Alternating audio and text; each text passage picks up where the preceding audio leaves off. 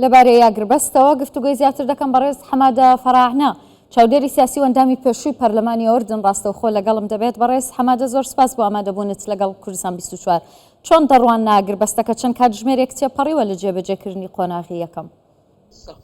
بەڵێ ئەم گرێبەستە بە شێوازێک دەبێت خوێندنەوەی بۆ بکرێت لە سێ گۆشەنیگا. لە هەموو گۆشەنیگاکان گرنگتر یەکەم ئەوەیە کە لە دیوی ئیسرائیل نەیتوانیوە کە زۆرینەی دیلە ئیسرائیلەکان ئازاد بکات بەبێ ئەوەی کە ئاڵۆگۆڕی دیلەکان بکات و دوای پابەندبوونی بە ئاگربەست و نەتوانینی لەوەی کە غەزەبەتەوەی داگیر بکات. گۆشەنیگای دووەم ئەوەیە کە هێزە داگیرکەرەکانی ئیسرائیل وەکو خۆیان ڕایان گەیاندووە دەیانویست کە مقاومەی ئیسلامی لە غەزە ڕێشەکێش بکەن، بەڵام لەو کارە شکستیان هێناوە. ئەوەی بەرهەستە ئەوەیە کە لەو کارە سەرکەوتوو نەبوون و نەیانتوانیوە کۆتایی بە مقاومە بێنن.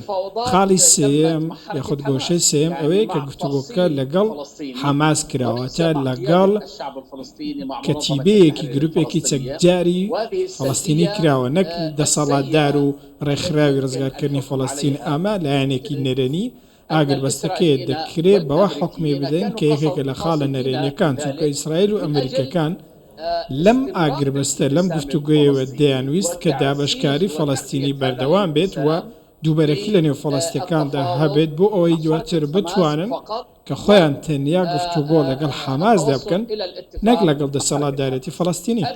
ئەمە گرنگترین ئەو سێ خاڵن کە لە ئاگربەستەکەدا دەتوانین بەدیان بکەین لە چەند کاتژمێری یەکەم. بەڵام خاڵێکی گرنگ هەیە، ئەوش ئەوەیە کە گەلی فەڵەستینی لە کەرتی غەزە خۆشحاڵ بوون.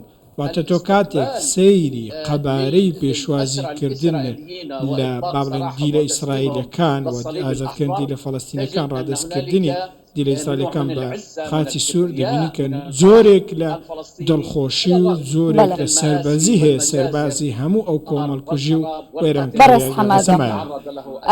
بەشێک لە فەڵەستینیەکان دەڵێن ینی گلەیان لە حەماس هەیە، دەڵێن ئەم هەموو خەڵکەی ئێمە کوژرا، وڵاتمان وێران کرا. هەرچەندە قسەیەک هەیە دەڵێن کەس لە جەنگا براوە نییە، بەڵام پێت وایە بەڕاگەاندنی ئەم ئاگربەستە کێ براوە بوو، کێ ئامانجەکانی خۆی پێکا؟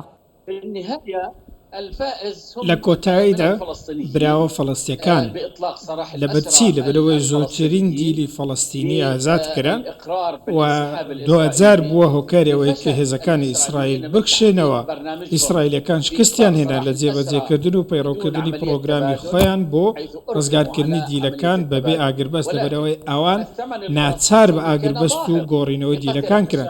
بەڵام دەبێت ئەومان لە بەرچاو بێت. فەڵەستینیەکان باجێکی زۆر گەوریاندا، دەیان هەزار مەدەنی فەڵەستینی کوژراوە، زیاتر لە 100,000 کەسی دیکە بریندار بووە بۆتە قوربانی بە شێوازی جیاواز. سێبەشی کەرتی غەزە شوێران کراوە. ڕاستیەکەی باجەکەی زۆر قورس بوو، بەڵام ئەنجامە سیاسیەکان لە بەرژەوەندیگەلی فەڵەستینن. باشە، پێتان وایە کە هەردوولا دەتوانن پابەندی بە ئاگربەستەکەەوە ڕابگەن و بەردەوام بن لەسەرم ئاگربەستەکە ڕاگەێنراوە؟ بەر لە هەموو شتێک لە دیوی فەڵەستینەوە بەرژەوەندیەک هەیە. بەرژەوەندی لە ئاگربەستدایە لەوەدایە کە پابەند بن بەوەی کە شەڕ بۆستێت و ئاگربەست وەکو خۆی جێبەجێ بکرێت. بۆیە وەکو فەڵەستین پابەند دەبن لەبەرەوەی بەرژەوەندی باڵای ئەوان لە بەردەوامی ئاگربەست و وەستانی شەڕ و کۆتایی هێنان بەم ئالۆزیەدایە. بۆیە پێم وایە ئەوان پابەندی ناوەڕۆک دەبن. سەبارەت بە دیوی ئیسرائیلی پێم وایە هیچ بەرژەوەندیەکیان لەم ڕێکەوتنەدا نییە، بەڵام ناچار کراون بەوەی بە بڕیارێکی ئەمریکی پابەندی ئاگربەست ببن. بۆیە من پێم وایە ئاگربەستەکە بەردەوام دەبێت. ئەگەر سەرپێچی بچووکیش هەبێت یاخود سەرپێچی لە بەشێکدا هەبێت تێدەپەڕێندرێ و 2000 ڕێکەوتنەکە لە قۆناغەکانی داهاتوو جێبەجێ دەکرێت. بەڕێز حەمادە فەرانە چاودێری سیاسی و ئەندامی پێشووی پەرلەمانی ئوردن، زۆر سپاس بۆ ڕوونکردنەوەکانت لەگەڵمان.